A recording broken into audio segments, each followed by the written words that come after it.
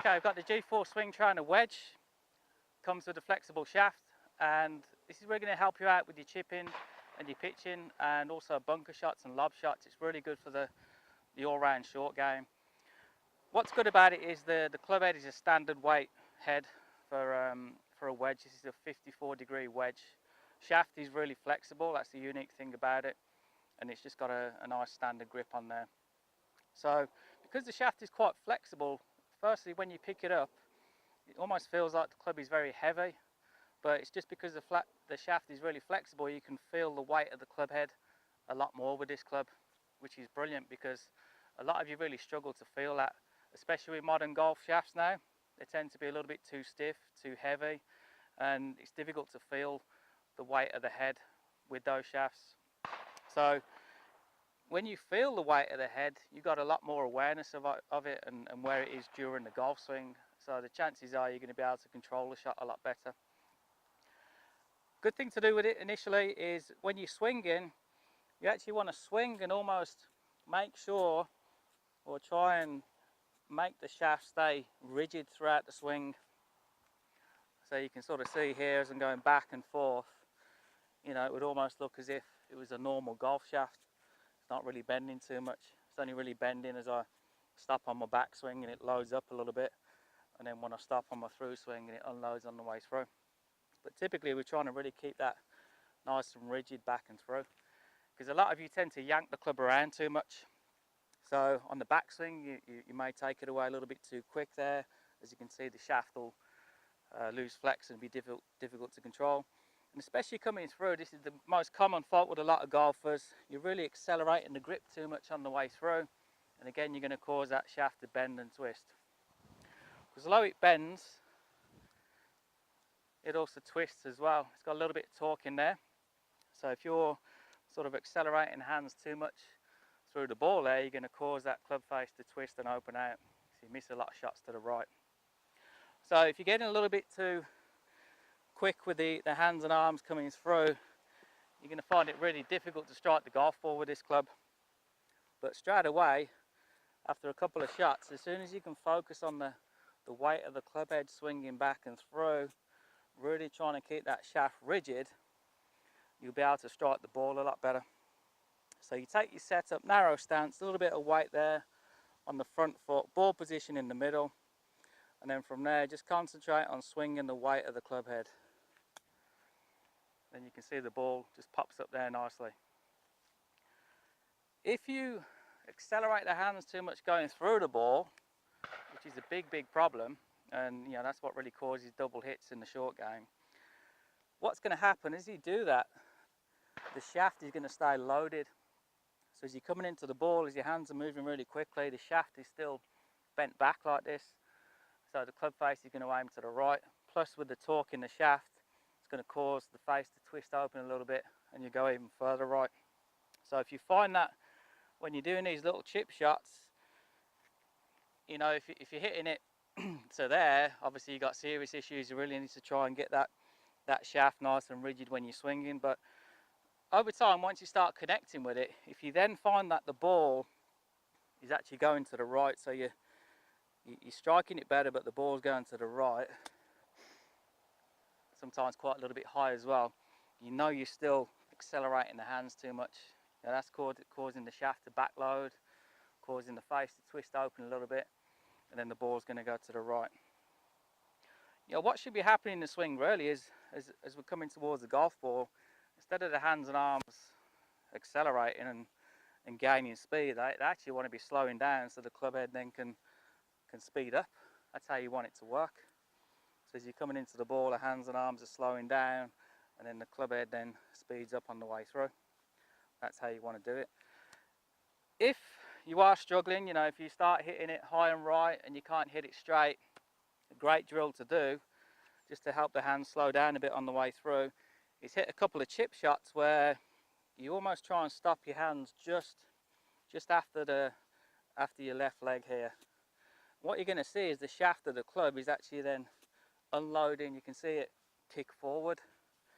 Now when it kicks forward, the face is then going to square up as well. So if I hit a couple of shots with that feeling, It's almost like my hands are going to hit a brick wall here, and as my hands stop, all that energy then transfers into the shaft and then into the club head and then releases the club there. So if I get that feeling of just stopping just outside my left leg, you can see there how it creates a nice contact on the ball. And that's the feeling you want to try and get. You know, don't over accelerate the hands and arms coming through.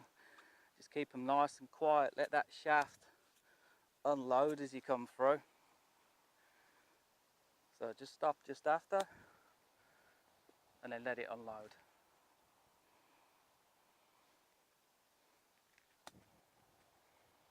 So if you look at my finish position, you can see really the grip end of the club stays quite close to my body as I come through. It's not over here, which is going to cause all this issue.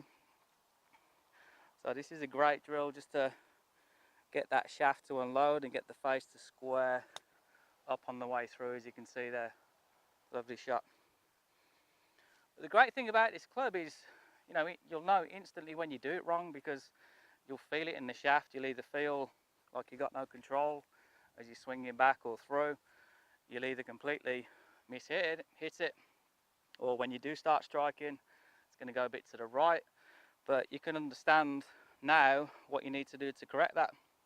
So if you're hitting it here, obviously, you know, you're really going at it too quick with the hands.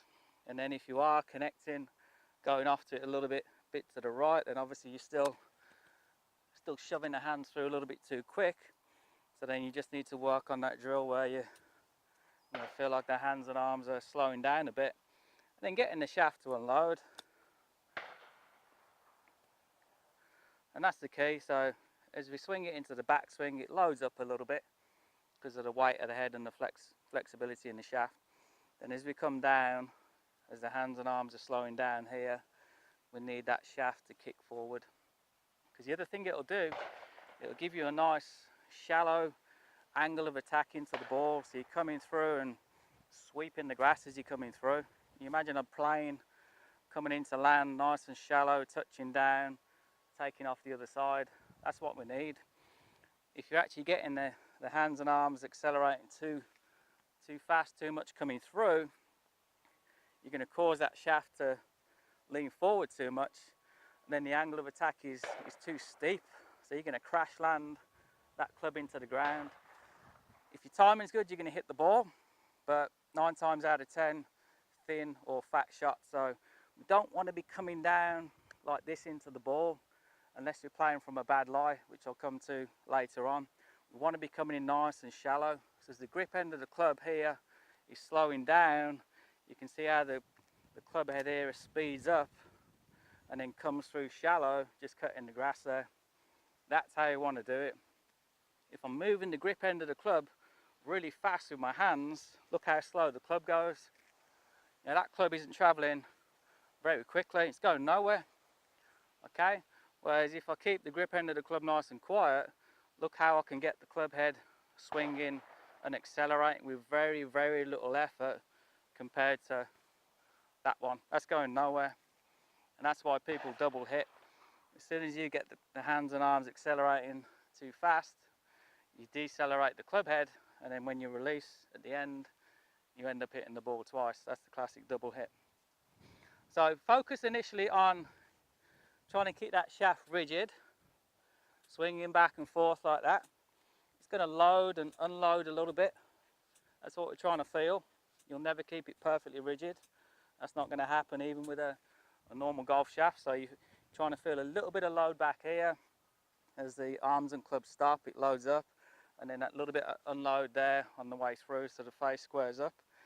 And then once you can feel that, just start with some little chips and learn to hit it straight with these shorter shots to begin with, because it's then going to pay dividends when you start looking at medium to long pitch shots. And then obviously later on we're going to talk a little bit about the 7-iron and how using the same sort of techniques is going to help you hit that straight as well. So let's take a look at bunker shots now and show you how this trainer is going to help you out in the bunker. Okay, the wedge is a great tool to use in the bunker. It's going to smooth out your tempo, stop you getting stabby and jerky at it. But it's really going to help you get the right sort of degree or angle of attack into the golf ball. A lot of you tend to come in the bunker and almost sort of lean that shaft forward and create this chopping, digging action into the sand, and it's just not going to work with this club, because again, as you're accelerating the hands and arms too much, backloading the shaft, keeping the face open, you're just not going to hit it. So you actually need to feel that the shaft of the club kicks forward. So as I mentioned in the chipping video, the hands and arms are almost going to sort of hit a wall here, and then the club head's going to release on the way through there. Especially if you need to gain some height, you're only going to get height if you've got club head speed. So if you've got a really high lip on the bunker, you need to get the ball up quickly. It's not going to happen if you're accelerating the hands too much. As I showed you early on, if you're accelerating the hands and the grip end of the club head's traveling really slowly, so there's not enough speed to get the ball out. Whereas if we actually get the hands and arms to almost slow down and the club head to release through, you're going to get a lot more club head speed and a lot more height on it. So you just play it as standard, get in the bunker, dig the feet in a little bit, ball position a little bit left to centre, open that face out a little bit as well, and then just get your weight on your front foot. And then really trying to feel that shaft just unloading on the way through. Because as it unloads, it's going to help that club head just come in nice and shallow and just cut through the sand, probably looking to enter the sand about 3 inches before the ball. So let's just give you a little example here.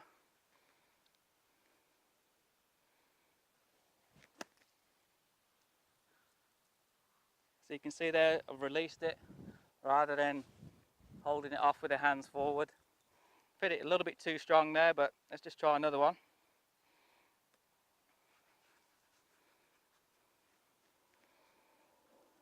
Face a little bit open, going in a few inches before. That's the better one. And it's really club head speed that gives you the height, as I mentioned, but it gives you the backspin as well. You're going to get more backspin with the more club head speed you get.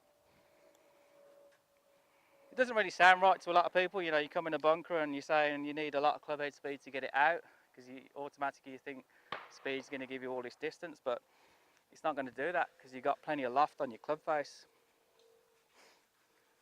Dig the feet in a little bit, weight forward.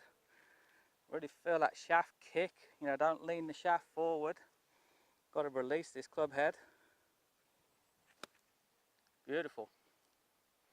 So again, you can see that nice release there. Let's just show you from a different angle.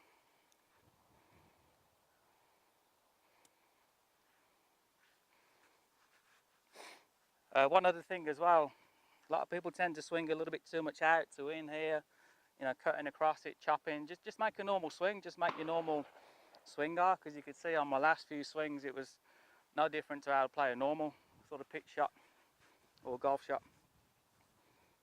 So trying to feel that shaft kick. It's only going to kick and release if the hands and arms are slowing down and you're letting it kick forward. You can really open the face out on this 54, get plenty of loft on it, and then accelerate through.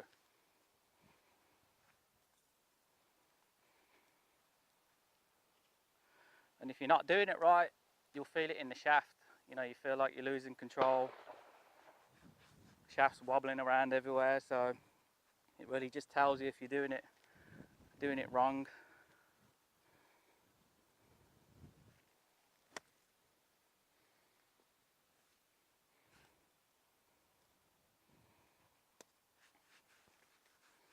Let's do a little bit of a shorter one for you now. Slide that face open a little bit more, get a bit more loft on this one.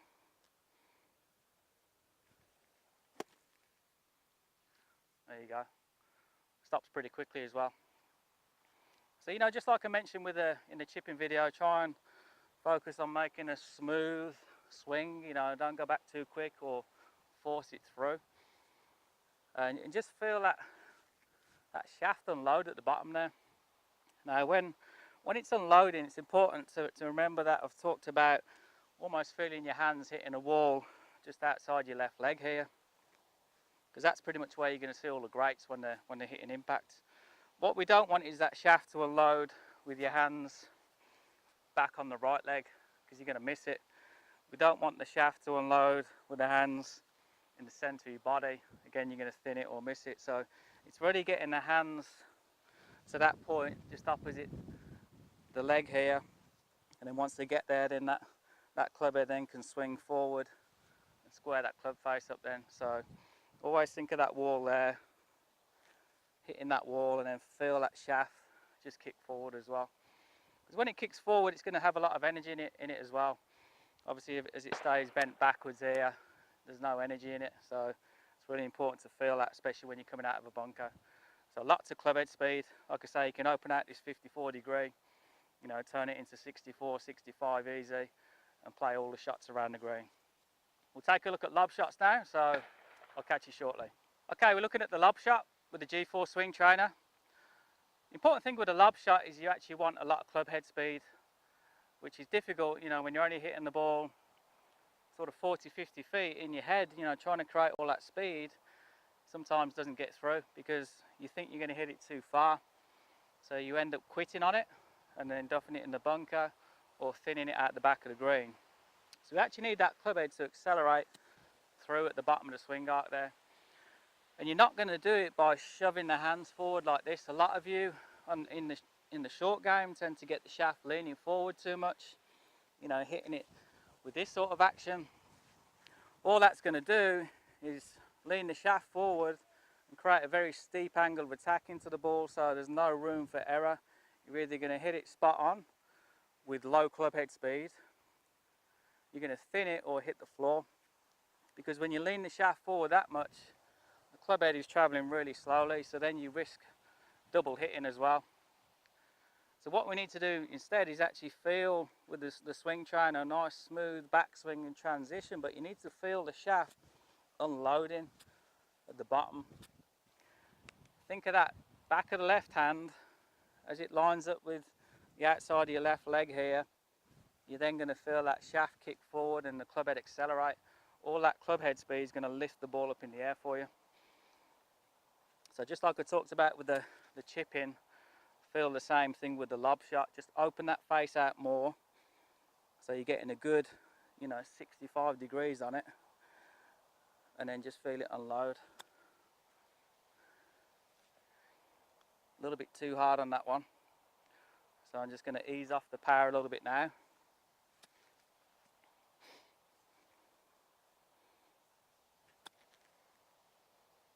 That's a better one.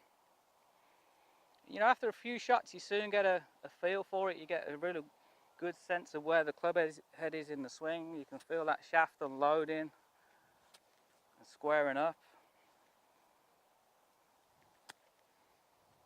That's better. But the club never lies, you know, that's the great thing about it. If you're not doing it properly, you're going to feel it, which is great. You know, it's really the feelings in the golf swing that are going to help you improve. You know, you're trying to feel that this shaft isn't really flexing around too much. Trying to feel like everything's nice and smooth. Striking it well and getting good shots out of it. So it's important to feel that smooth transition back and through as you come through. Feel the shaft unload, and then that should improve your lob shots as well. But don't be afraid of that acceleration, because it's only going to send the ball higher up in the air for you. Good luck. Thanks for watching.